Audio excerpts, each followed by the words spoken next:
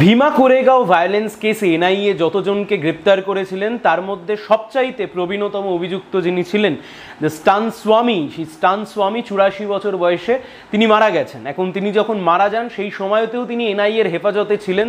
এখন এই ভীমা কোরেগাঁও ভায়োলেন্স কিসের জন্য হয়েছিল, সেখানে কি ঘটনা ঘটেছিল, আজকের ভিডিওর উদ্দেশ্য সেইটা নয়।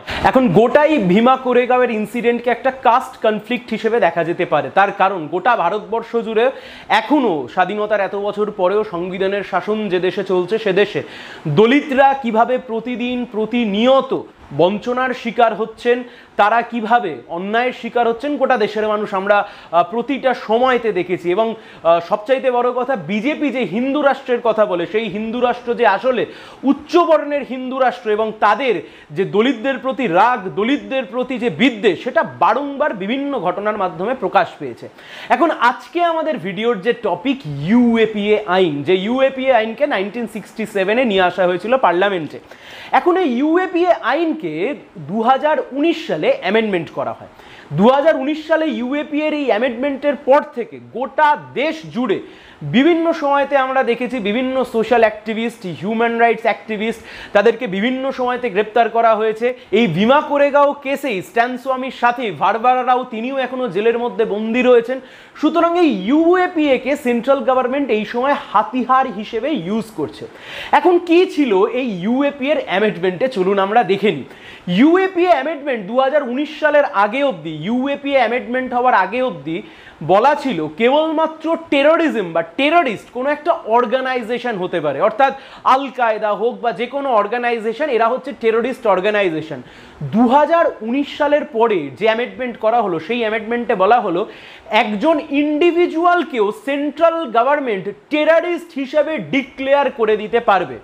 গোটা বিশ্বজুড়ে যে লয়ের প্রিন্সিপাল চলে, যে একজন অ্যাকিউজড যতক্ষণ অবধি না দোষী প্রমাণিত হচ্ছে ততক্ষণ অবধি সে ইনোসেন্ট। কিন্তু আমাদের পার্লামেন্টে যে আইন বানানো হলো, সেই আইনে পরিষ্কারভাবে বলে দেওয়া হলো যে সেন্ট্রাল গভর্নমেন্ট যে কোনো ইন্ডিভিজুয়ালকে টেররিস্ট হিসেবে ডিক্লেয়ার করে দিতে পারে। শুধু তাই নয়, এর পরবর্তী সময়ের 180 দিন অবধি কোনো রকমের চার্জশিট ফাইল না করেও তাকে জেলের মধ্যে বন্দি রাখা যেতে পারে। পরবর্তী সময়ে 180 দিনটাকে এক্সটেন্ডও করা যেতে পারে। খুব সহজ ভাষায় যদি আমরা বুঝতে চাই, আর যে কোনো 10টা অফেন্স, সেটা মার্ডার হতে পারে, রেপ হতে পারে, অথবা যে কোনো অফেন্স, সেই সমস্ত অফেন্সে যে কথা বলা রয়েছে 90 দিনের মধ্যে যদি চার্জশিট না ফাইল করা যেতে পারে, তাহলে 90 দিনের মাথায় তার যে বেলের অধিকার, সেই বেলের অধিকারের মাধ্যমে সে অটোমেটিকলি বেলটা পেয়ে যাবে। কিন্তু এখানে ইউএপি এর আন্ডারে কি বলা হলো, 90 দিন নয়, 180 দিন অবধি ইনভেস্টিগেশন না শেষ করেও, চার্জশিট না ফাইল করেও 180 দিন অবধি যে কাউকে বন্দি করে রাখা যেতে পারে। অর্থাৎ একবারের জন্য আপনি ভাবুন, সেন্ট্রাল গভর্নমেন্টের মনে হলো যে কোনো ইন্ডিভিজুয়ালকে সেন্ট্রাল গভর্নমেন্ট এক্ষুনি টেররিস্ট হিসেবে ডিক্লেয়ার করতে পারে। টেররিস্ট হিসেবে ডিক্লেয়ার করবার পরে 6 মাসের জন্য তার জেল যাত্রা পাক্কা। তার কারণ 6 মাস অবধি চার্জশিট ফাইল না করেও তাকে জেলের মধ্যে আটকে রাখা যেতে পারে। পরবর্তীকালে এই পিরিয়ডটাকে এক্সটেন্ডও করা যেতে পারে।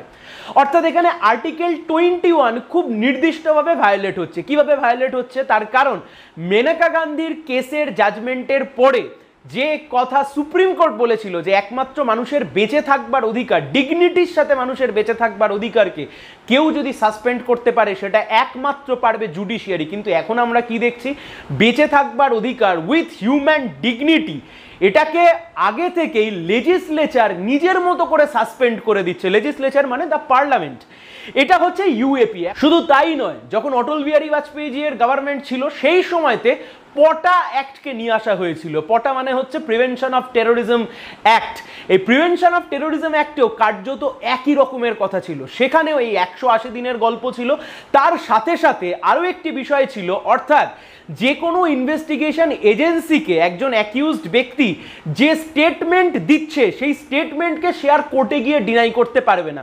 কিন্তু জেনারেলি আমরা সিআরপিসিতে কি দেখি, পুলিশকে যে কোনো বয়ান যখন একজন অ্যাকিউজড ব্যক্তি দিচ্ছে, একজন অভিযুক্ত, একজন আসামি যখন কোনো রকমের কোনো স্টেটমেন্ট পুলিশকে দিচ্ছে, সেই অভিযুক্ত ব্যক্তি কোর্টের মধ্যে দাঁড়িয়ে সেই স্টেটমেন্টকে ডিনাই করতে পারে। তার সবচাইতে বড় কারণ কি, এমনটা হতেই পারে পুলিশ কোনো প্রলোভন দেখিয়ে, পুলিশ কোনো প্রেসার দেখিয়ে, পুলিশ মারধর করে জোর করে কারুর থেকে বয়ান নিয়েছে, যে কারণে এই যে পুলিশকে দেওয়া যে বয়ান, যে স্টেটমেন্ট, সেটা কোর্টের কাছে অ্যাডমিসেবল নয়। কোর্টে দাঁড়িয়ে একজন আসামি ডিনাই করতেই পারেন। কিন্তু অটল বিহারী বাজপেয়ীজির যে গভর্নমেন্ট ছিল, যে গভর্নমেন্টের শরিক ছিলেন মমতা বন্দ্যোপাধ্যায়, সেই সময়তেই পটাকে নিয়ে আসা হয়েছিল, যেখানে বলা ছিল যে কোনো ইনভেস্টিগেশন এজেন্সিকে যদি কোনো রকমের কোনো কনফেশন করা হয়, সেই কনফেশনকে আর কোর্টে দাঁড়িয়ে ডিনাই করা যাবে না। পরবর্তীকালে যখন ইউপিএ 1 গভর্নমেন্ট আসে, এই পটা অ্যাক্টকে তুলে নেওয়া হয়, পটা অ্যাক্টকে ক্যান্সেল করে দেওয়া হয় পুরোটাকে। এখন আজকের দিনে দাঁড়িয়ে আপনাদের মনে হতেই পারে যে হ্যাঁ, ইউএপিএ কে তো ব্যবহার করা হচ্ছে টেরোরিজমের জন্য, তাহলে তোমরা কেন এটাকে অবজেক্ট করছো? তার অন্যতম কারণ, উত্তরপ্রদেশে এই মুহূর্তে যতগুলো ইউএপিএ কেস চলছে, তার 2/3 ইউএপিএ কেস চলছে যারা গরুর মাংসর ব্যবসা করে, যারা গরু হত্যার সাথে যুক্ত। অর্থাৎ আপনি ভেবে দেখুন, যারা গরুর মাংসর ব্যবসা করছে তাদেরকেও টেররিস্ট হিসেবে লেবেল করে দেওয়া হয়েছে, এবং মূলত গোটাটাই মুসলিম কমিউনিটি থেকে যারা বিলং করে। দেখুন, ইউএপিএ কে আমরা বলতে পারি একটা অ্যান্টি টেরর লেজিসলেশন, আর এনআইএ কে আমরা বলতে পারি কাউন্টার টেরোরিজম এজেন্সি। এই দুটো বিষয়কে ইউজ করা হয় কাউন্টার টেরোরিজমের জন্য, অর্থাৎ টেরোরিজমকে আটকানোর জন্য। কিন্তু আমাদের সেন্ট্রাল গভর্নমেন্ট এই সময়তে দাঁড়িয়ে কি করছে? আমাদের সেন্ট্রাল গভর্নমেন্ট যে কোনো অপোজিশন ভয়েস যেটা সেন্ট্রাল গভর্নমেন্টকে ক্রিটিসাইজ করছে, যেটা সেন্ট্রাল গভর্নমেন্টের পলিসিকে ক্রিটিসাইজ করছে, সেন্ট্রাল গভর্নমেন্টের রুলিং পার্টি বিজেপি যে আইডিওলজি নিয়ে চলে, যে হিন্দুত্বের আইডিওলজি, সেই আইডিওলজিকে কেউ যদি অপোজ করে, এখানে একটা বিষয় আমাদের মাথায় রেখে দিতে হবে যে হিন্দুত্ব আর হিন্দু ধর্ম এই দুটো কিন্তু কোনো দিক থেকেও এক নয়। তার কারণ বিজেপির হিন্দুত্ব মানেই উচ্চ বর্ণের হিন্দুত্ব, যেখানে দলিত, আদিবাসী এরা সবাই বঞ্চিত থাকে। এই ইউএপিএ আইনকে খুব সুন্দরভাবে সেন্ট্রাল গভর্নমেন্ট ইউজ করছে অপোজিশন ভয়েসকে সাপ্রেস করে দেওয়ার জন্য। ডক্টর কাফিল খান হতে পারে, বা যে কোনো কেসে আপনি যদি তাকিয়ে দেখবেন সব জায়গায় ইউএপিএ রয়েছে। আবার অদ্ভুতভাবে আমরা যদি সবাই দেখি যে ক্যাবিনেট মিনিস্টার তিনি দিল্লির বুকে দাঁড়িয়ে যখন বলেন যে দেশকে গদ্দারোं को गोली मारो सालों को, गद्दारों को गोली मारो सालों को, देश के गद्दारों को, देश के गद्दारों को, এই কথা বলবার পরে যখন গোটা দিল্লি জুড়ে কার্যত দাঙ্গা হয়েছে সেন্ট্রাল মিনিস্টারের বিরুদ্ধে, সেই ক্যাবিনেট মিনিস্টারের বিরুদ্ধে এনআইএ বা কেউ কোনো রকমের কোনো স্টেপস কিন্তু কেউ নেয়নি। এখানে কিছু কিছু বিজেপি আইটি সেলের লোকজন এসে বলবে যে হ্যাঁ, দেশকে গদ্দারোं को गोली मारो सालों को, এতে অসুবিধার কি আছে? দেশের কে গদ্দার আর কে গদ্দার নয়, সেটা চিহ্নিতকরণের কাজ গভর্নমেন্টের নয়, সেটা চিহ্নিতকরণের কাজ জুডিশিয়ারির, আইন ব্যবস্থার। তাই কে গদ্দার নয়, সেই কাজটা জুডিশিয়ারিকেই করতে দেওয়া যাক আপাতত। আসলে যে কোনো আইন যখন বানানো হয়, আমরা অ্যাডভোকেটরা সেই আইনের পেছনে ইন্টেনশন খুঁজি, ইন্টেনশন অফ দ্য লেজিসলেচার, অর্থাৎ লেজিসলেচার কোন ইন্টেনশন থেকে এই লটাকে বানিয়েছে। এখানে লেজিসলেচারের ইন্টেনশন যতটা না টেরোরিজমকে কাউন্টার করা, তার চাইতেও বেশি গভর্নমেন্টের অপোজিশন ভয়েসকে সাপ্রেস করে দেয়া, right two freedom of speech and expression, মানুষের মুক্ত ভাবনা চিন্তাকে সাপ্রেস করে দেয়া, right to life with human dignity, অর্থাৎ মানুষের মতো মানুষ হয়ে বেঁচে থাকবার যে অধিকার। আপনি যদি গভর্নমেন্টকে অপোজ করেন, তাহলে গভর্নমেন্ট আপনাকে টেররিস্ট হিসেবে লেবেল করে দেবে। পরবর্তী 180 দিন আপনার কিচ্ছু করণীয় থাকবে না, কোনো বেল কিচ্ছু গ্রান্ট হবে না, আপনাকে বসে থাকতে হবে। এমনকি ইনভেস্টিগেশন এজেন্সি যদি ইনভেস্টিগেট নাও করে, তাও আপনাকে পরবর্তী 6 মাস জেলের মধ্যে বসে থাকতে হবে, আপনি সন্ত্রাসবাদী এই তকমাকে সাথে নিয়ে। দেখুন, সেন্ট্রাল গভর্নমেন্ট যে মুক্ত চিন্তা এবং অপোজিশন ভয়েসকে কিভাবে সাপ্রেস করতে চাইছে, কিভাবে দমিয়ে দিতে চাইছে, তার খুব রিসেন্ট এক্সাম্পল হচ্ছে সিনেমাটোগ্রাফ অ্যাক্টকে অ্যামেন্ড করা হয়েছে। এখানে অ্যামেন্ড করে বলা হয়েছে, আগে যে কোনো সিনেমা সেগুলো যদি সেন্সর বোর্ড থেকে একবার পাস হয়ে যেত, তাহলে সেই সিনেমার দেখা নিয়ে বা সেই সিনেমার প্রদর্শনী নিয়ে আর কোনো রকমের কোনো ঝামেলা থাকতো না। কিন্তু রিসেন্টলি সেন্ট্রাল গভর্নমেন্ট যে আইন বানিয়েছে, সেখানে এই কথা বলা রয়েছে, সেন্সর বোর্ডের ছাড়পত্র পাওয়ার পরেও সেন্ট্রাল গভর্নমেন্টের যদি কোথাও অবজেকশন থাকে, তাহলে সেই সিনেমাকে কিন্তু তুলে নিতে পারে। অর্থাৎ যে কোনো রকমের সিনেমা, একটা সিনেমার নাম এখানেই আমরা বলতে পারি রং দে বসন্তি, আপনারা সবাই দেখতে পারেন। অর্থাৎ এরকম ধরনের যে কোনো সিনেমা, যে সিনেমাগুলো গভর্নমেন্টকে ক্রিটিসাইজ করছে, যে সিনেমাগুলো গভর্নমেন্টের পলিসিকে ক্রিটিসাইজ করছে, সেই সমস্ত সিনেমাকে যে কোনো জায়গা থেকে তুলে নিতে পারে সেন্ট্রাল গভর্নমেন্ট। আসলে গভর্নমেন্টের কাজ কনস্টিটিউশন যে রাইটগুলো দিয়েছে, সেই রাইটকে প্রোটেক্ট করা।